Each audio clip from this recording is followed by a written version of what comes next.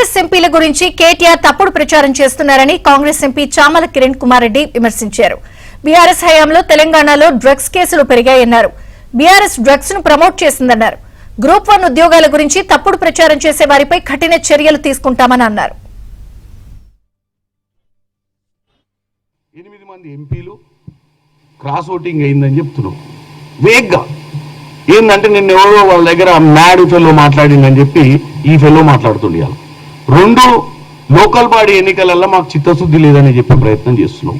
3 L&T సంస్థ నష్టాల పాలైంది కాబట్టి ఎల్ఎన్టీ సంస్థ పారిపోతున్నది. ఇవన్నీ ఏ హయాంలో జరిగినాయి? 4 12,000 కోట్ల రూపాయల డ్రగ్స్ ర్యాకెట్ బస్ట్ అయింది అంటున్నాం.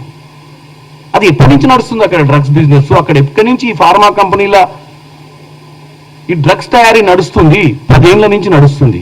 ఒక్కసారి వెరిఫై చేసుకోవాలి. తెలంగాణ ప్రజలకు ఏది చెప్పినా నమ్ముతారు. మేము వచ్చినాం కాబట్టే కేసులు పెరుగుతున్నాయి. ఈరోజు ఎందుకు పెరుగుతున్నాయి? మీరు విచ్చలవిడిగా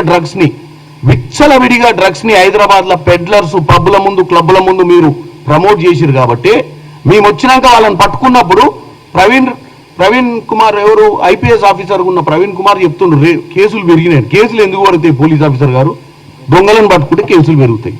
దోచుకుంది కాకుండా ప్రతిసారి మీ గోబల్ ప్రచారంతో తెలంగాణ ప్రజల్ని తప్పుదో పట్టించే ప్రయత్నం చేస్తున్నారు కేటీఆర్ గారు. గా ముఖ్యమంత్రి రేవంత్ రెడ్డి గారు ఈ విషయంలో